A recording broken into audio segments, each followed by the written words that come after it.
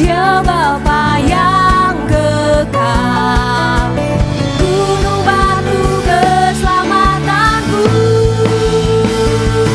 Engkau yang termulia di bumi di surga, termasyhur perkasa selamanya. Engkau yang berkuasa di dalam segala hal, ada kuasa dalam nama Yesus.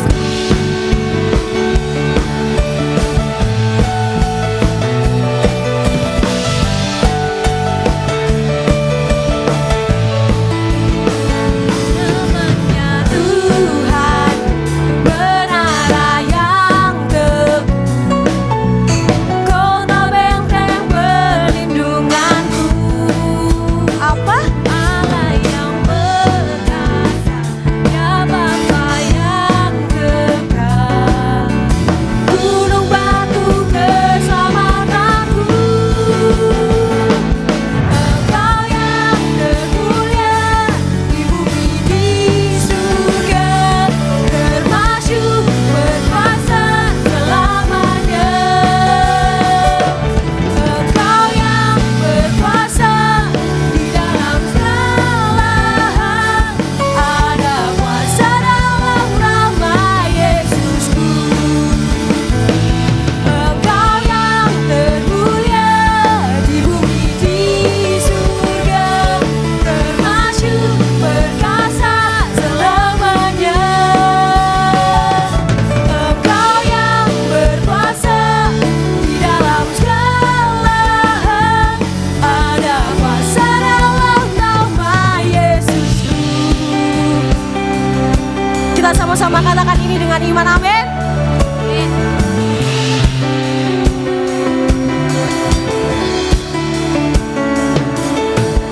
Nama di atas segala nama,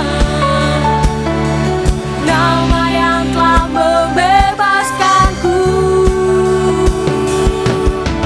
Segala kuasa tunduk pada nama itu, Yesus Tuhan segala Tuhan.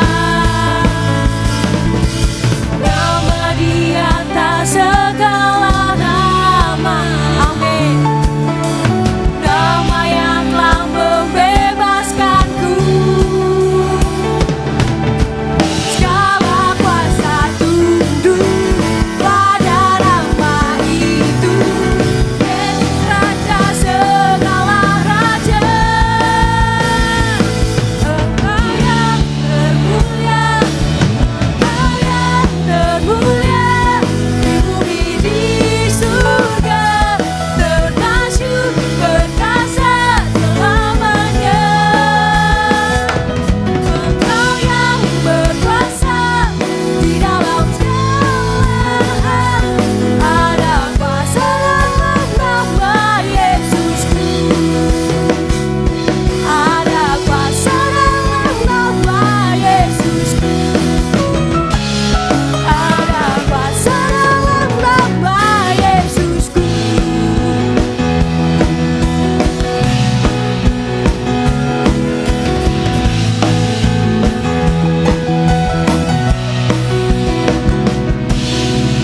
Beri kemuliaan untuk Tuhan kita. Masih semangat untuk memuji Tuhan, amin. Amin.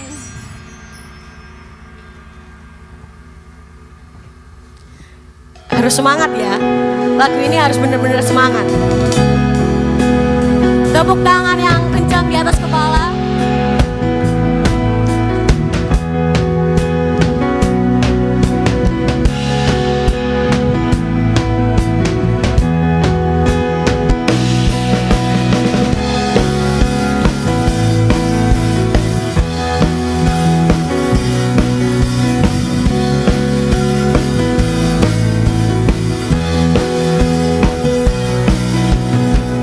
Terangku yang telah ubah hidup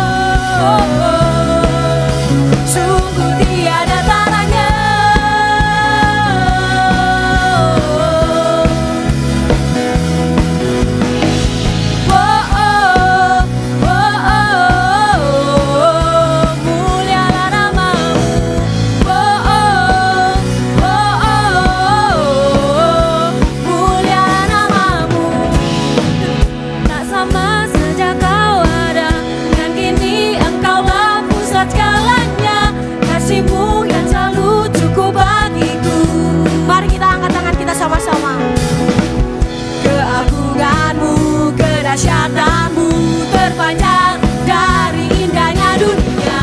Segala yang ada tak kau ciptakan, karyamu lompat semuanya.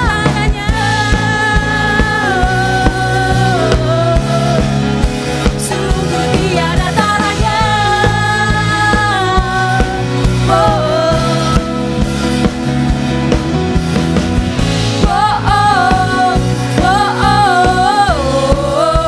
Mulia namamu.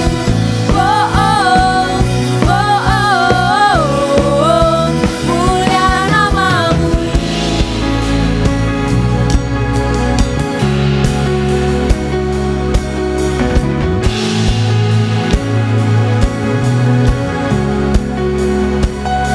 To God be the glory for the things He's done.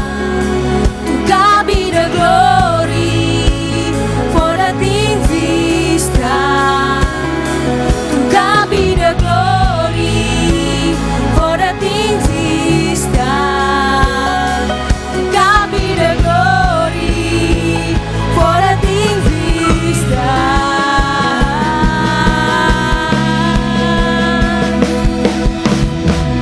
Keagunganmu, kedahsyatanmu terpancar dari indahnya dunia. Kami nyatakan Yesus mulia. Segala yang ada tak kau ciptakan, karyamu sungguh tiada taranya. Kami nyatakan Yesus mulia. Lompat semuanya.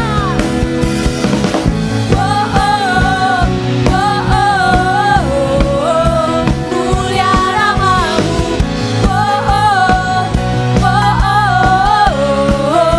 Mulia namamu.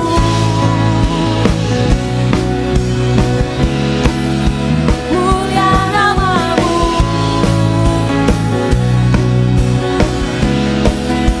Mulia namamu.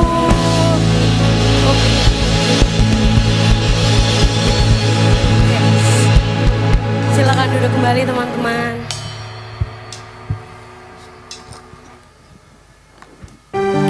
Mari kita siapkan hati kita. Syukur.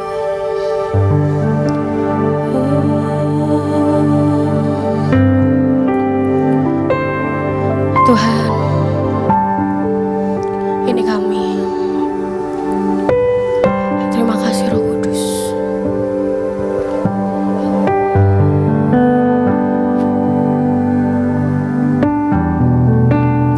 Haleluya.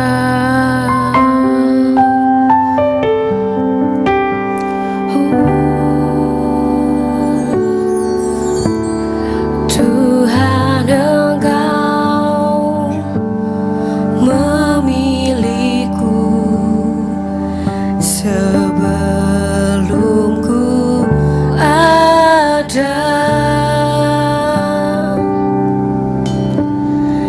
Jemarimu yang menenunku serupa gambaranmu.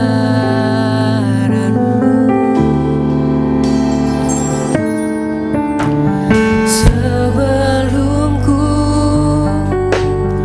mengenalmu, ku buang hidupku.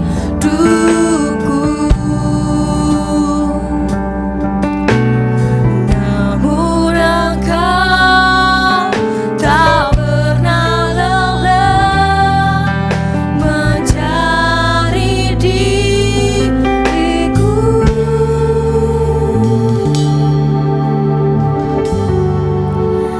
Tak kusangka sejak dulu Kau menunggu hidupku.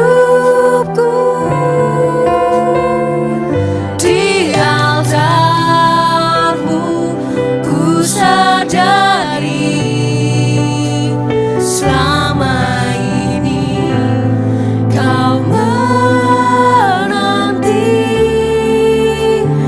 Ku akui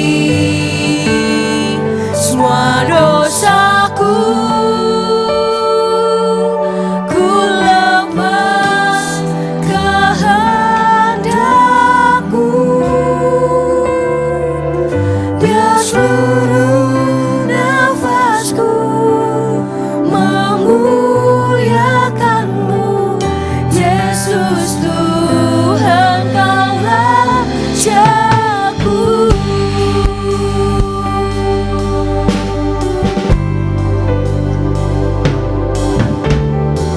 Tuhan, Engkau memilihku sebelum ku ada. Jemarimu yang menenunku serupa gambaran-Mu. Sebelum ku mengenal-Mu, ku buang hidupku. Namun Engkau tak pernah lelah mencari diriku. Tak kusangka sejak dulu Kau menunggu hidupku. Di altar-Mu ku sadari selama ini Kau menanti. Ku akui semua dosaku, ku lepas kehendakku. Nafasku memuliakan-Mu, Yesus Tuhan Rajaku. Aku sangka sejak dulu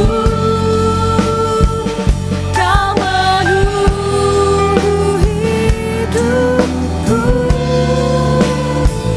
Di altar-Mu ku sadari selama ini Kau menanti.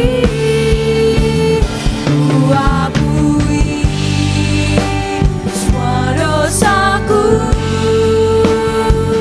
ku lepas kehendakku.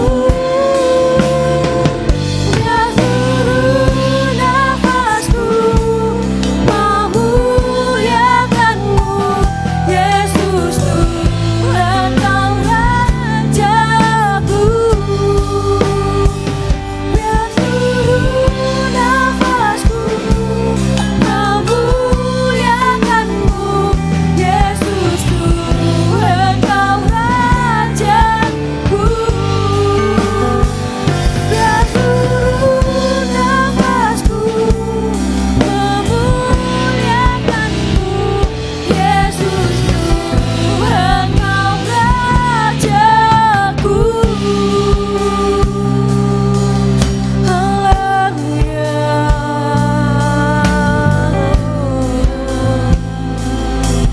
Thank you, Lord. Hallelujah.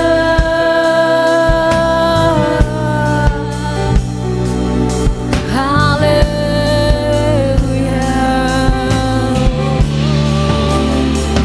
Thank you, Lord. Thank you, Lord. Thank you, Lord. Thank you. Kau Allah yang baik, Tuhan.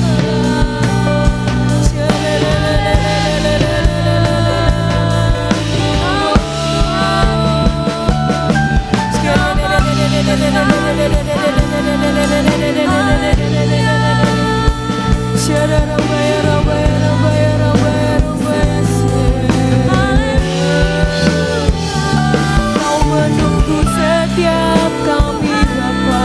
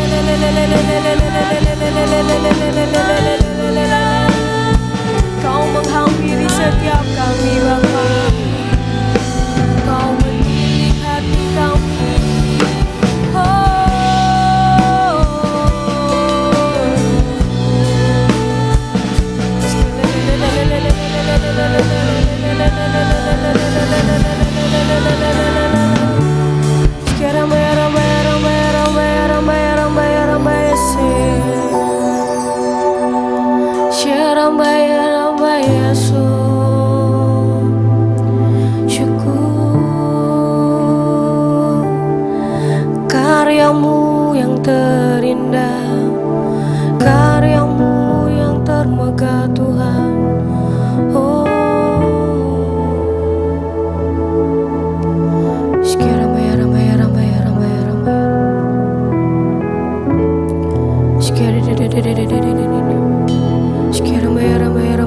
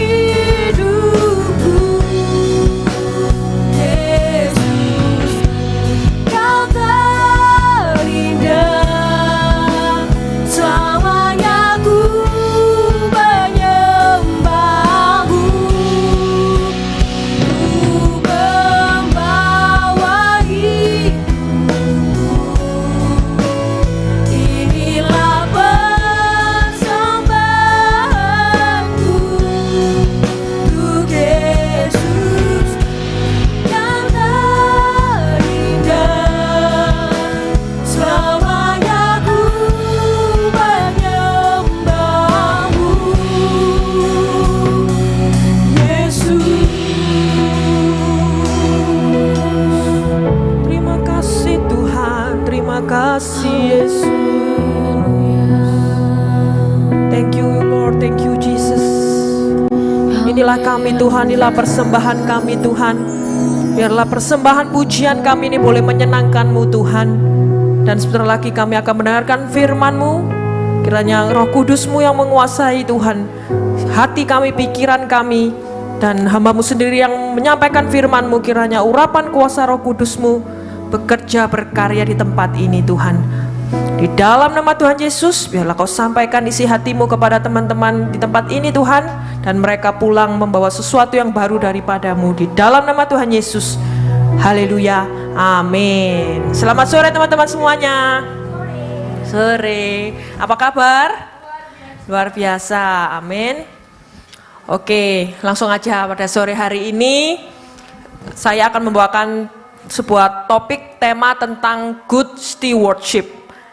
Artinya apa? Good stewardship itu artinya adalah pengelola yang baik ya. PowerPoint-nya boleh dimunculkan ya. Duh, ini halaman, nah ini dia. Ini adalah tema pada sore hari ini. Katakan sebelah kanan kirimu, jadilah pengelola yang baik. Iya. Iya. Jadi pengelola itu dalam bahasa simpelnya dalam kehidupan pekerjaan ya, di dalam kehidupan pekerjaan itu sebagai seorang manajer.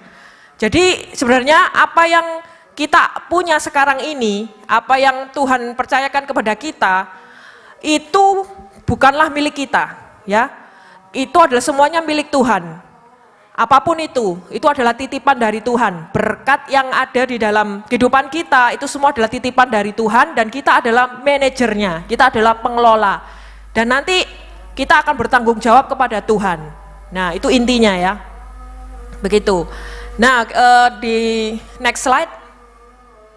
Di Mazmur 24 ayat 1 ya, firman Tuhan mengatakan bahwa Tuhanlah yang empunya bumi serta segala isinya, dan dunia serta yang diam di dalamnya. Jadi sudah jelas ya, bahwa yang ada di dunia ini, bumi ini semuanya, segala isinya, itu termasuk kita semua manusia, bakat kita, waktu kita, uang kita, tubuh kita, semuanya itu miliknya Tuhan. Dia yang empunya segalanya. Nah, dari sini kita akan belajar bagaimana kita harus menjadi seorang pengelola yang baik, ya. Karena Tuhan sudah mempercayakan kepada kita, setiap orang masing-masing itu berbeda-beda ya. Ada yang punya talenta suaranya enak, ada yang talenta tadi ngobrol-ngobrol dengan Yere ya, bisa desain ya, punya talenta kreatif kan. Ada juga yang punya talenta apa misalnya? Mengajar, ada banyak hal ya. Talenta yang Tuhan percayakan kepada kita, karunia-karunia yang Tuhan titipkan kepada kita itu masing-masing berbeda. Begitupun juga kita dilahirkan juga dari keluarga yang berbeda-beda ya kan. Ada yang keluarganya mungkin lebih kaya, mungkin ada yang startnya bukan dari orang kaya, tetapi itu semua adalah titipan Tuhan. Baik dia yang kaya, baik dia yang enggak kaya ya, dia yang punya sedikit dan lebih sedikit di hadapan Tuhan itu sama-sama ya. Ada yang kaya itu dianggap Tuhan itu sedikit, yang biasa itu lebih sedikit gitu ya. Jadi semua itu titipannya Tuhan, dan mereka masing-masing orang-orang itu punya tanggung jawabnya masing-masing ya di hadapan Tuhan. Nah, mari kita buka next slide. Oh, sorry. Kita akan lihat video ini untuk lebih menjelaskan lagi tentang makna stewardship ya. Ini diibaratkan dengan ini, tentang sebuah ember air ya. Suaranya dipelankan aja guys, soalnya aku akan mengartikan. Jadi ini ibaratnya adalah ada sebuah resources ya yang Tuhan percayakan di dalam sebuah bucket ember ini, yaitu berisi air ya. Kadang itu kita bisa dapat inputan, kadang-kadang juga kita bisa out ya, bisa keluar. Contohnya aja uang ya, kadang kita dapat sangu dari orang tua gitu, terus kita juga perlu uang itu untuk dikeluarkan kembali. Nah, ini contoh ini adalah resources dari Tuhan ya. Tuhan tuh memberikan resources gitu ya. Dan tapi kita sebagai manusia, kita juga diberikan kepercayaan dari Tuhan untuk bisa mengakses resources itu, sumber daya itu tadi. Sumber daya itu kita bisa keluarkan, kita yang memutuskan sendiri. Kita bisa menggunakan resources atau sumber daya yang Tuhan percayakan kepada kita itu untuk apa gitu ya. Nah, tapi seringkali miskonsepsi atau orang itu bisa salah pengertian bahwa resources itu adalah punyanya dia sendiri. Ini adalah punya aku udah bekerja keras, aku nggak mau Tuhan yang mengatur. Nah, akhirnya ditutup embernya. Nah, ketika ember itu ditutup, dia nggak mau Tuhan campur tangan Tuhan di situ, maka sumber daya itu terbuang sia-sia. Seperti itu, karena dia nggak mau Tuhan ikut campur di situ. Seperti itu, maka Tuhan nggak bisa menggunakan kehidupannya dengan maksimal untuk rencananya ya. Dia nggak akan bisa menikmati berkat Tuhan yang Tuhan sediakan kepadanya. Seperti itu.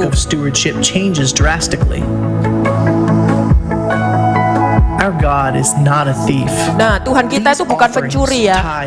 Semua persembahan kita kepada Tuhan, kolekte kita, pengorbanan kita kepada Tuhan, itu sebenarnya memang sudah layaknya kita kembalikan kepada Tuhan ya, untuk kerajaan Tuhan. Malah Tuhan itu mau pakai kita orang-orang biasa untuk menjadi orang-orang yang luar biasa untuk kerajaannya ya. Kita sebagai anak Tuhan harus bisa mengikuti kehendak Tuhan, kehendak Roh Kudus untuk bisa jadi berkat buat dunia ini, supaya nama Tuhan dipermuliakan gitu. Dari resources air ini tadi, ibaratnya air itu tadi kita bisa ambil itu, kita bagikan kepada orang-orang yang membutuhkan. Kadang-kala resources itu nggak ada, kadang-kadang berlimpah gitu ya. Tapi apapun itu keadaan kita ada atau kita tidak ada, itu kita tetap bisa dipakai Tuhan untuk kemuliaan Tuhan. Maka dari itu, sebagai bejananya Tuhan, sebagai embernya Tuhan ini, kita ini ibaratnya ember Tuhan yang diisi oleh Tuhan, kita memilih untuk dipakai oleh Tuhan gitu loh. Maksud dari stewardship itu seperti itu. Tapi kadang-kadang ya ada orang yang juga dipercayakan Tuhan resources, tetapi ya dia nggak melibatkan Tuhan, itu juga ada kayak gitu ya. Orang-orang yang di luar sana yang nggak percaya Tuhan itu juga bisa seperti itu. Tapi kita anak-anak Tuhan, kita mau menggunakan resources itu untuk membangun kerajaan Allah gitu.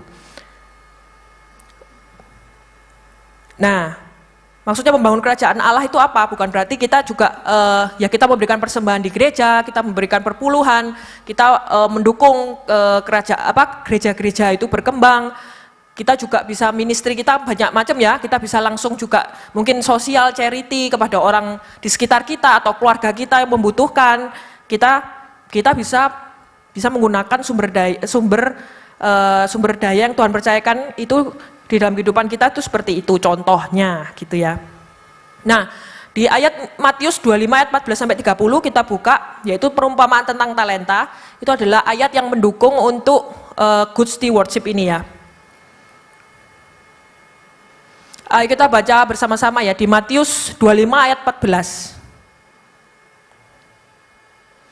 Ayat firman Tuhan boleh dibuka? Ya.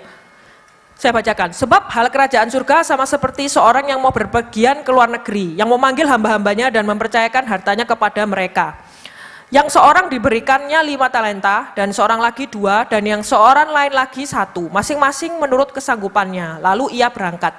Jadi ceritanya di sini ada seorang bos ya toh, dia itu mau pergi ke luar negeri atau ke luar negeri, dan dia mempercayakan kepada hamba-hambanya ada 3 orang, yaitu 5 talenta, ada 3 talenta, dan yang terakhir 1 talenta. 5, 2, dan 1 ya kan. Nah, kemudian singkat cerita di ayat 16, segera pergilah hamba yang menerima 5 talenta itu, dan ia menjalankan uang itu dan beroleh laba 5 talenta. Dan yang ayat 17, hamba yang menerima 2 talenta itu juga berbuat demikian dan berlaba 2 talenta. Tetapi hamba yang menerima 1 talenta itu pergi dan menggali lubang di dalam tanah lalu menyembunyikan uang tuannya. Lama sesudah itu pulanglah tuan hamba-hamba itu lalu mengadakan perhitungan dengan mereka. Hamba yang menerima 5 talenta itu datang dan ia membawa laba 5 talenta. Katanya, Tuhan, 5 talenta Tuhan percayakan kepada aku. Lihat, aku telah beroleh laba 5 talenta. Maka kata tuannya itu kepadanya, baik sekali perbuatanmu itu, hai hambaku yang baik dan setia. Engkau telah setia dalam perkara kecil. Aku akan memberikan kepadamu tanggung jawab dalam perkara yang besar. Masuklah dan turutlah dalam kebahagiaan tuanmu. 22. Lalu datanglah hamba yang menerima 2 talenta itu, katanya, Tuan, 2 talenta Tuhan percayakan kepadaku, lihat aku telah beroleh laba 2 talenta. Jadi ceritanya yang dipercayakan 5 talenta, dia bisa mengembangkan menjadi berapa? 5. Jadi totalnya ada berapa? 10. Kemudian yang 2 talenta juga langsung mengelolanya, dia bisa menumbuhkannya jadi berapa? 2. Jadi totalnya sekarang 4. Dan yang terakhir ini yang diberikan 1, maka kata tuannya itu kepadanya, baik sekali perbuatanmu itu, hambaku yang baik dan setia, engkau telah, ini pujiannya kepada yang megang 2 talenta ya, dipuji sama talenta, sama bosnya kan, masuklah dan turutlah dalam kebahagiaan tuanmu. Kemudian ayat 24, kini datanglah juga hamba yang menerima 1 talenta itu dan berkata, Tuan, aku tahu bahwa Tuhan adalah manusia yang kejam, yang menuai di tempat di mana Tuhan tidak menabur, dan yang memungut dari tempat di mana Tuhan tidak menanam. 25, karena itu aku takut dan pergi, menyembunyikan talenta Tuhan itu di dalam tanah. Ini terimalah kepunyaan Tuhan. Akhirnya yang punya 1 talenta, diapakan? Dikembalikan ke tuannya, tapi tetap dalam 1 talenta itu tersebut. Nah, lalu responnya dari yang bosnya itu gimana? Di ayat 29. Oh, di ayat 26. Maka jawab tuannya itu, hai kamu, hamba yang jahat dan malas. Jadi kamu sudah tahu bahwa aku menuai di tempat di mana aku tidak menabur, dan memungut dari tempat di mana aku tidak menanam.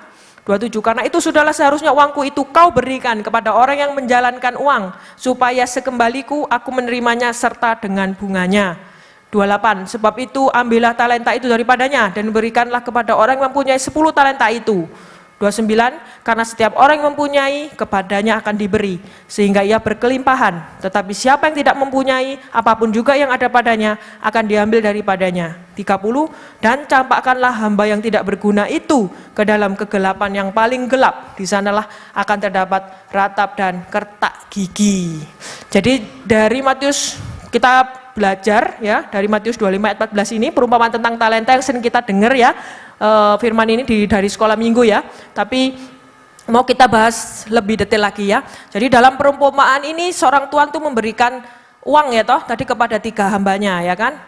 Nah, ketika 2 hamba itu berhasil mengelola talenta dengan baik dan malah mendapat keuntungan, sedangkan hamba yang ketiga malah menyembunyikan talenta itu dan tidak menghasilkan apa-apa. Jadi ketika tuan itu kembali, ia memuji 2 hamba yang setia dan malah menghukum hamba yang malas gitu ya. Jadi pesan dari perumpamaan ini, kita harus menggunakan apa yang Tuhan percayakan kepada kita dengan bijaksana dan produktif. Karena Tuhan tuh menghargai setiap usaha dan kesetiaan kita dalam mengelola apa yang Tuhan telah berikan kepada kita. Tolong slide-nya.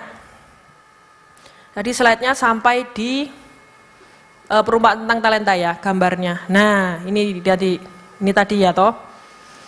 Kemudian kalau dari ayat ini dikatakan tadi yang menerima 1 talenta. Kadang-kadang ya dalam kehidupan kita sehari-hari ya kan, kita itu mungkin bisa aja ada rasa juga membandingkan. Oh, kenapa orang itu dilahirkan dengan privilege ya kan, sedangkan aku ini biasa. Gimana caranya aku orang biasa aja tapi bisa maju, padahal ini kan aku, Tuhan kamu lahirkan aku di keluarga yang biasa aja, gimana aku bisa grow, aku berkembang seperti yang orang-orang yang punya gitu kan, yang lebih punya daripada aku. Kadang-kadang saya juga dulu waktu masih muda juga berpikiran seperti itu ya. Oh, yang enak dia dilahirkan dari keluarga yang privilege, dia punya koneksi dan lain-lain, sehingga dia lebih cepat lah istilahnya kalau berkarir dan menghasilkan kayak gitu ya. Sedangkan yang nggak mungkin keluarganya nggak punya privilege, harus dari bawah gitu ya, harus berjuang gitu ya. Kadang-kala sebagai anak muda ini juga compare ya, mengcompare. Tapi Tuhan itu ngomong ke saya bahwa ya setiap orang itu punya talentanya masing-masing, Tuhan percayakan, dan itu adalah kedaulatan Tuhan. Kita harus bersyukur dengan apa yang ada di tangan kita. Mungkin itu just 5 roti dan 2 ikan, tetapi kalau kita itu punya sikap mental sebagai seorang pengelola, kalau kita diberikan kecil ya, kita ya harus bisa mengembangkan itu. Yang kecil yang Tuhan percayakan itu kita kembangkan kayak gitu. Dan itu pasti, ya itu memang kehendak Tuhan seperti itu guys. Jadi sebagai anak muda pesan saya juga, ya buanglah buanglah rasa compare itu gitu loh. Maksudnya seperti itu. Nah mungkin kalau teman-teman belum merasakan ya nggak tahu ya. Kalau saya dulu udah fase-fase usia kerja lah, maksudnya merasakan ya. Dari mulai bedanya orang-orang yang mungkin dia privilege bisa kuliah sampai ke luar negeri kayak gitu kan. Jadi dia masuk kerja itu sudah levelnya sudah berbeda dengan kita yang mungkin kuliah di dalam negeri kayak gitu. Itu udah beda kayak gitu kan. Karena mereka kuliah di luar negeri punya maksudnya sudah mungkin pengalamannya dalam berbahasa Inggris, dalam bertemu dengan orang-orang di luar negeri kan itu yang menjadi nilai plus kan. Nah seperti itu contohnya, tapi ya nggak apa-apa, kita dalam satu race yang sama ya tetap bisa, kita tetap bisa kok untuk menyamai atau bahkan ya itu ya terserah dari kita, tergantung dari kitanya, bisa kita mau mengelola, kita bisa move on, kita nggak down gitu ya, tapi kita bekerja keras, kita bisa kok untuk mengejar itu kayak gitu. Tapi tujuannya bukan seperti itu ya, bukan kita mau sukses-suksesan atau mau menang-menangan secara itu bukan. Tetapi apa yang memang Tuhan percayakan kepada kita harus bisa mengelolanya itu dengan baik kayak gitu. Itu intinya gitu. Dan kalau hasilnya ya itu kita serahkan kepada Tuhan. Pasti Tuhan menyertai ya hasilnya kayak gitu.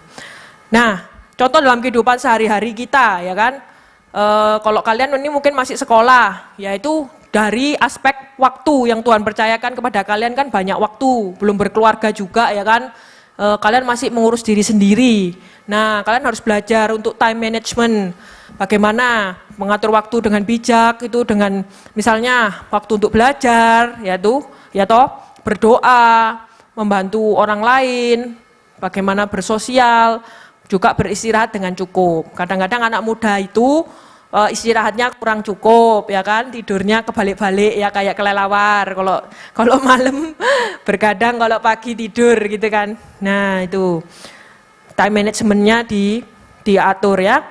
Kemudian yang kedua, Tuhan percayakan kepada kita bakat dan karunia, ya kan. Jadi ada yang memiliki bakat dalam musik, mungkin olahraga, atau mungkin tadi ada bidang kesenian, teknologi, ya kita juga harus masing-masing kita harus mengembangkan hal itu dan menggunakannya untuk melayani Tuhan dan untuk kepentingan orang lain. Misalnya aja ada anak-anak ini yang misalnya ya sudah yang tadi sudah pinter-pinter semua ya, ada yang pinter main gitar, ada yang pinter main keyboard, ya mereka melayani sesuai dengan karunia yang Tuhan percayakan itu tadi. Dan yang enggak kalah penting yaitu kesehatan. Kesehatan yaitu ya kita harus menjaga kesehatan dengan olahraga, makan sehat, tidur cukup, stress management yang baik, ya kan? Karena kesehatan itu lebih penting ya daripada keuangan ya. Dan yang penting berikutnya adalah hubungan. Hubungan itu juga penting ya. Kita harus jaga hubungan kita yang baik dengan antar sesama teman, antar sesama tetangga, dengan guru ataupun dengan atasan kalau sudah bekerja, keluarga dan rekan-rekan teman selain lain-lainnya. Janganlah kita sombong ya. Kita harus tetap jaga hubungan baik ya dengan sesama. Ya mungkin kalau zaman now ya lewat media sosial kita bisa tetap saling komunikasi, kontakan lewat media sosial, dari story-nya kita likes atau kita mungkin dia ulang tahun, kita ucapkan selamat ulang tahun, ketika dia mungkin berduka kita ucapkan turut berduka, seperti itu contoh-contohnya. Jadi bisa menjaga hubungan dengan baik. Dan yang terakhir yang mau saya bahas ini adalah titik beratkan adalah tentang keuangan. Karena itu penting ya, bagaimana kita menjadi good stewardship dalam money ya, dalam keuangan. Jadi mengelola uang dengan bijak adalah bagian penting dari stewardship.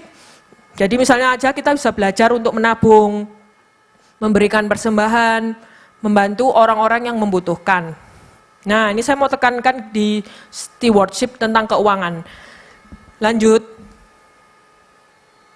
Nah, ini adalah yang sebelah kiri. Sebelah kiri itulah yang kita lihat ya.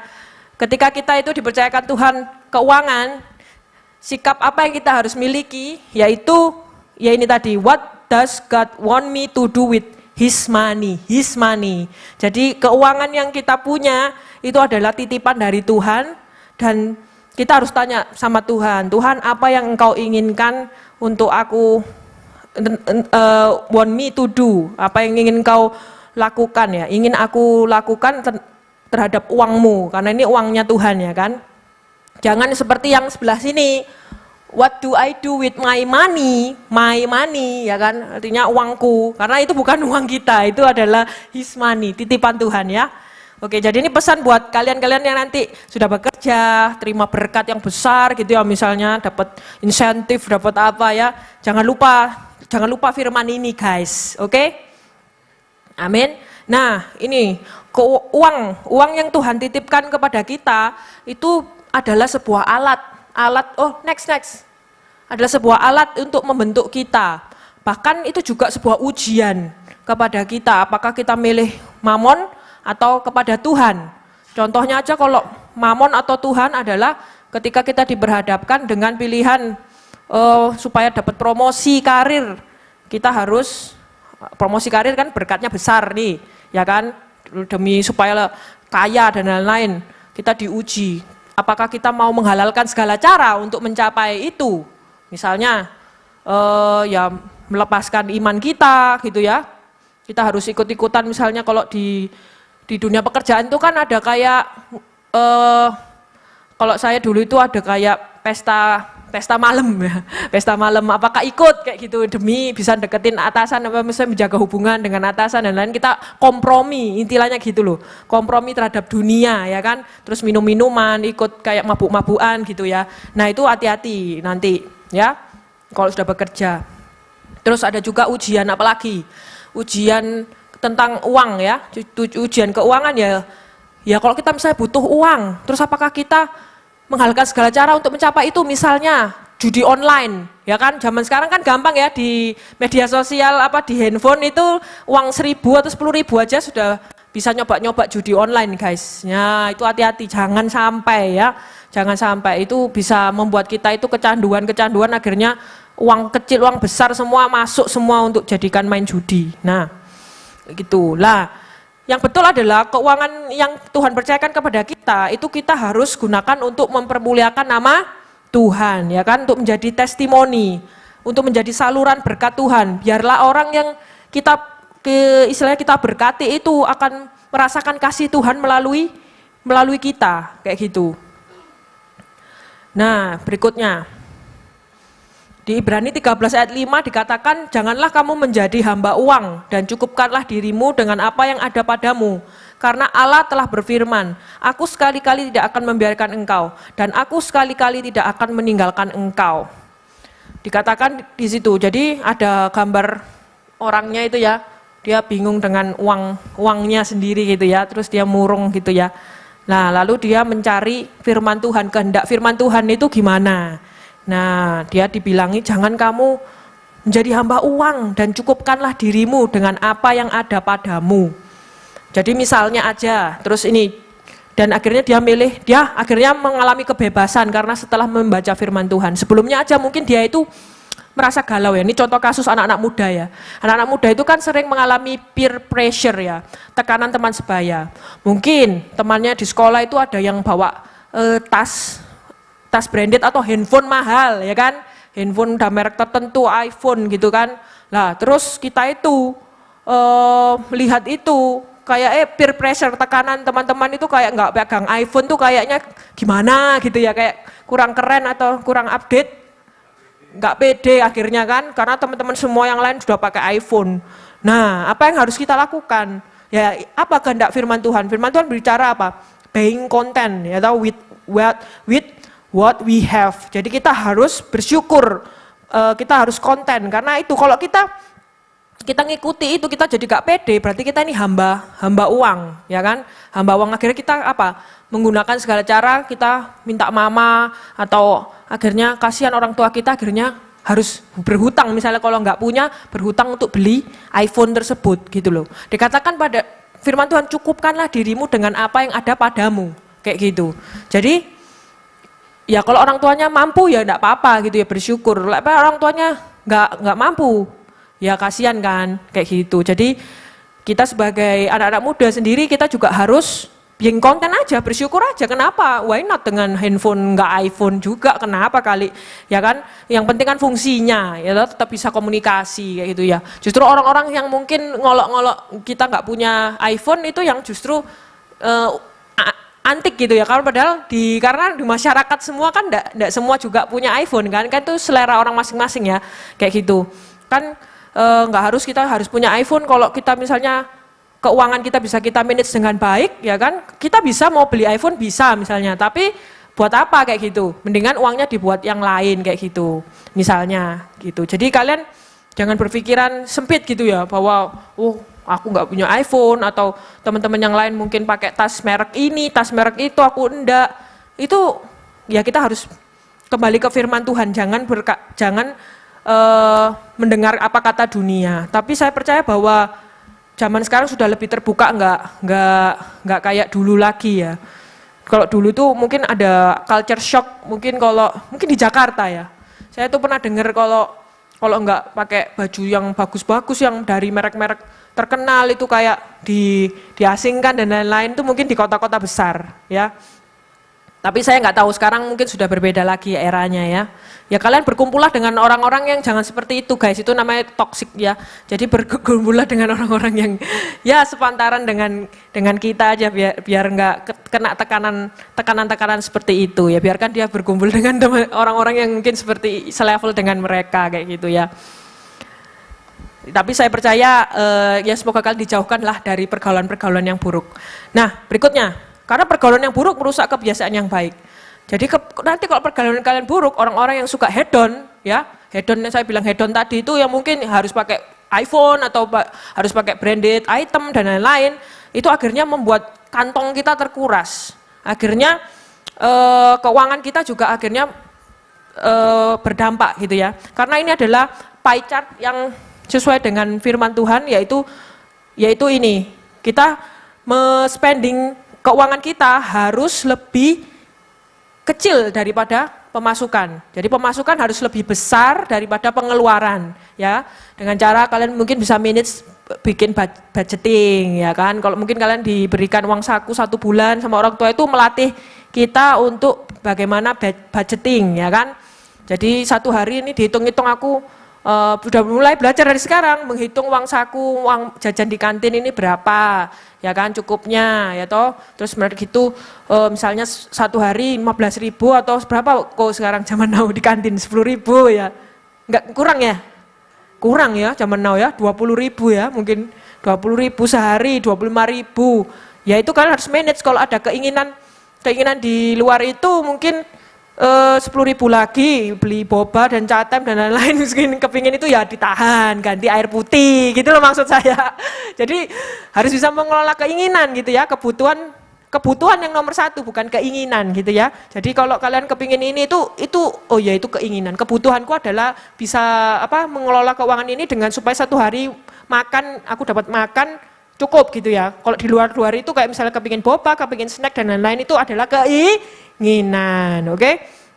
Kalian juga bisa minta bekal sama orang tua ya kan? Mungkin bawa kotaan, makan kotaan dari rumah kan juga bisa ya kan? Kalau misalnya kepingin uang jajannya dibuat untuk yang snack-snack, makanan yang pokok itu kayak nasi sama lauk yang berat-berat itu kan bisa minta mama buat bekal. Contoh. Jadi atau kalau kalian lebih ekstrim lagi, uang saku dari orang tua mungkin ditabung, tambah keren lagi. Jadi kalian bangun agak lebih pagi, bantuin orang tua untuk siapin bekal makanan ke sekolah. Tapi saya nggak tahu sekarang zaman now gimana sekolah. Ya tetap itu ya, jajan di kantin ya, praktis ya. Ya, tapi terserah kalian ya. Tapi saya salut sama anak-anak muda yang pemikirannya sudah sampai di situ ya. Dulu saya SMA itu sudah mulai kayak jualan-jualan guys. Jadi dititipin mama barang kayak es krim gitu, saya titipkan kantin gitu. Terus di sekolah itu misalnya ada tugas bawa guru itu nyuruh bawa koran dalam bahasa Inggris. Semua itu nggak tahu ya, koran bahasa Inggris itu carinya di mana. Tapi saya itu saya yang nyari, terus saya tawarkan ke teman-teman, ayo beli lewat aku punya suppliernya. Akhirnya saya itu ya ada aja muter ide kayak gitu ya. Jadi saya dapat penghasilan dari itu. Terus kayak titip kayak aksesoris handphone, aksesoris apa itu saya kulaan di Ramayana situ. terus saya jual ke teman-teman gitu. Ya itu ide-ide untuk saya bisa menghasilkan ya waktu sekolah. Terus setelah sekolah selesai ya kuliah itu, zaman kuliah saya ngelesi kayak gitu. Ya itu adalah ide-ide untuk kita bisa menghasilkan kayak gitu ya. Kemudian jangan lupa setelah kita bisa menghasilkan, kita juga harus bisa memberi, ya kan? Ya, kalau kita nggak bisa memberi, artinya kita tadi itu hamba uang, ya. Kita harus berani juga untuk memberi. Memberi itu menabur bagi orang-orang yang membutuhkan, kayak gitu. Kemudian juga menabur untuk pekerjaan Tuhan, kita memberi kolekte, persepuluhan, itu sudah menjadi bagian dari kita mengembalikan itu kepada Tuhan, karena keuangan kita semua itu titipan dari itu Tuhan. Tapi di firman Tuhan di perjanjian lama itu Malaiki itu berkata bahwa berikan persepuluhanmu kepada Tuhan. Tuhan cuma minta 10% gitu ya kok ya. Intinya cuma 10% aja. Itu adalah bentuk ketaatan kita kepada Tuhan supaya kita itu juga secara spirit itu kita bukan menjadi hamba uang, tapi kita benar-benar oh ya ini 10% punya Tuhan. Kita enggak kepemilikan dengan seluruh uang itu gitu loh, tapi 10% itu oh ya ini untuk Tuhan gitu. Berarti kita itu sudah di hadapan Tuhan tuh, ini loh Tuhan hatiku ini enggak hamba uang gitu ya, kayak gitu.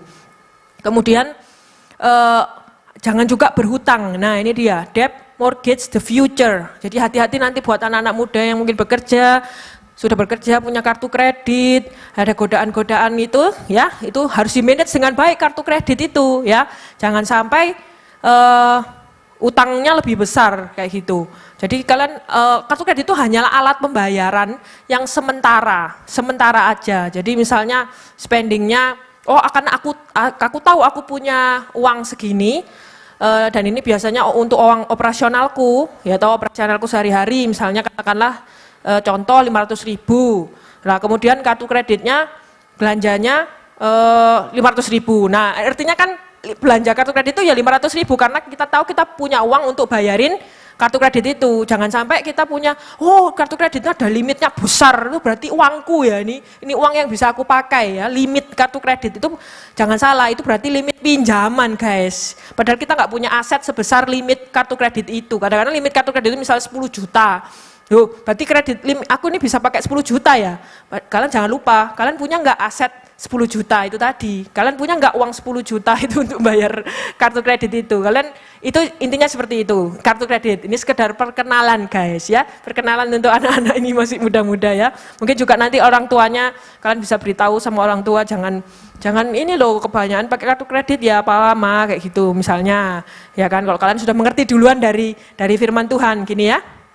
Kemudian pembayaran pajak ya ini, bayarlah pajak itu dengan taat ya kan, bayarlah pajak karena itu memang kehendak Tuhan. Di firman Tuhan itu ada ya, Tuhan itu sampai nyuruh hambanya itu koin ya, koin dimasukkan ke sungai, dibuang kapak loh itu, kapak dibuang ke sungai, terus muncul uang itu loh terus untuk bayar pajak. Murid-muridnya tuh disuruh gitu waktu Tuhan ditagih pajak. Itu saya tahu, saya ada di cerita Alkitab. Tuhan aja bayar pajak, intinya gitu. Tuhan Yesus waktu di bumi itu bayar pajak gitu loh.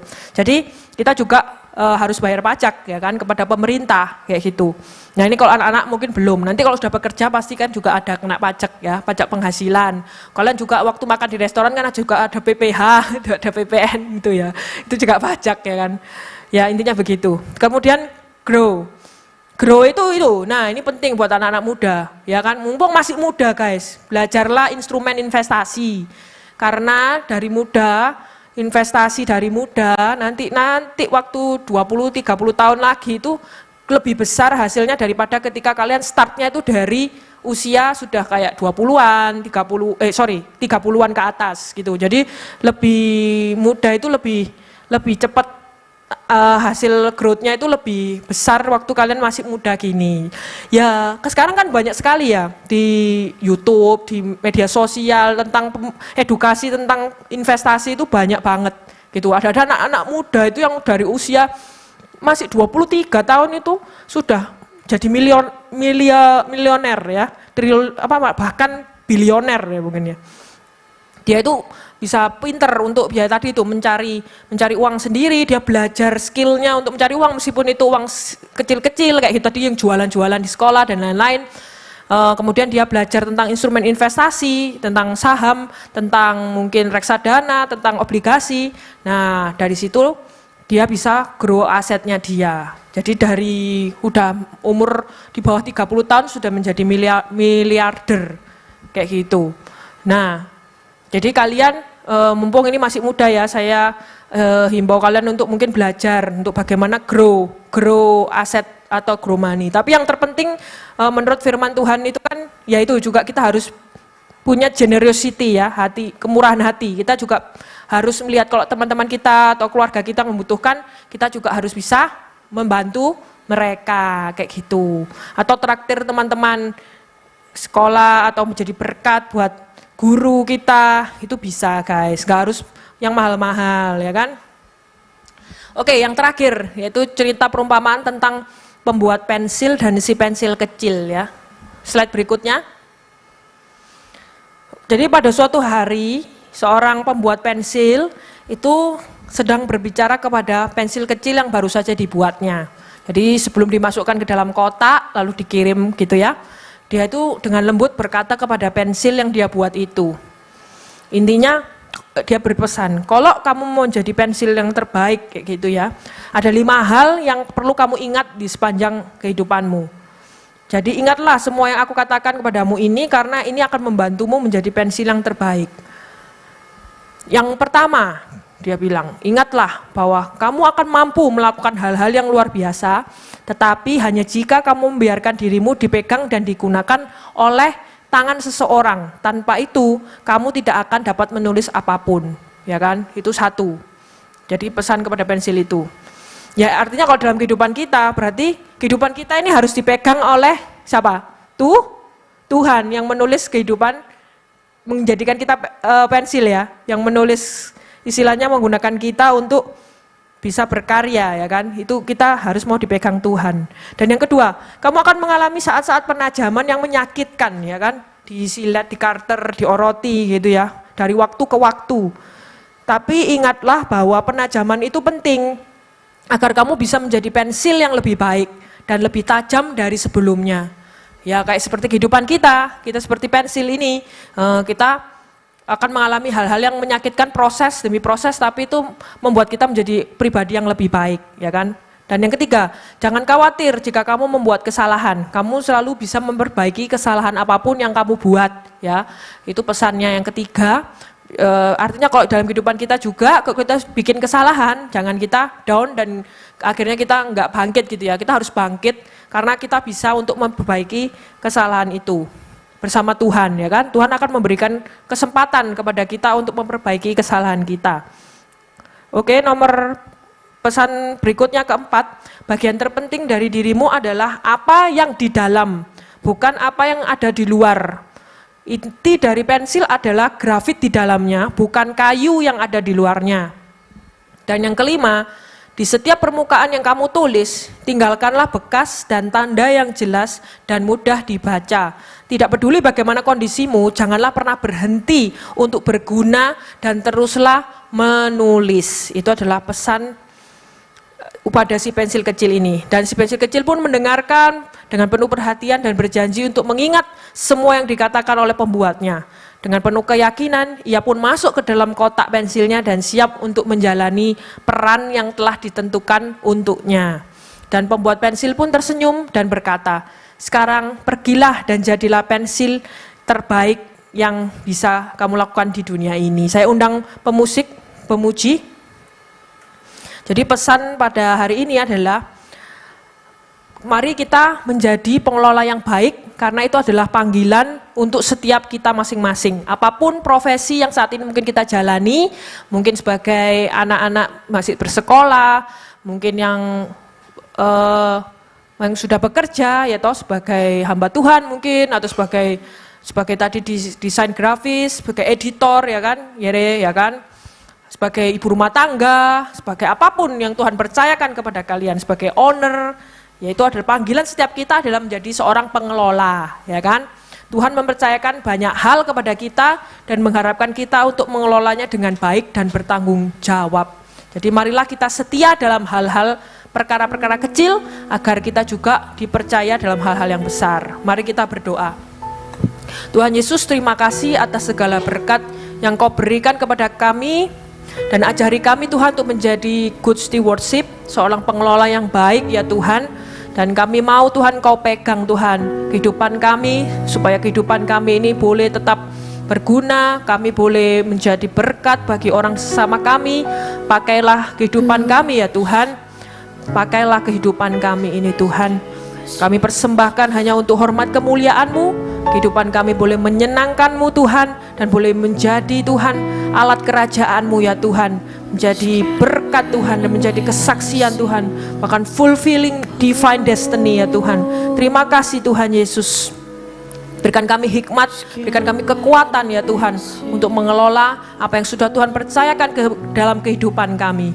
Di dalam nama Tuhan Yesus, amin.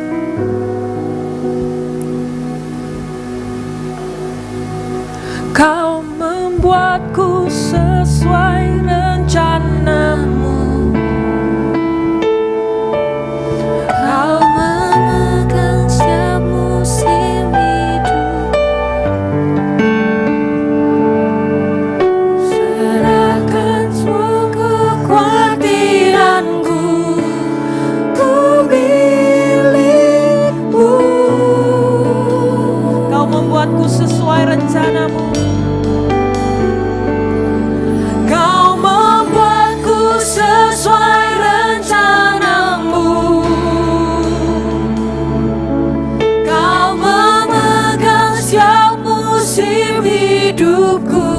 Mari kita semua bangkit berdiri. Ku serahkan semua kekhawatiranku, ku milik-Mu.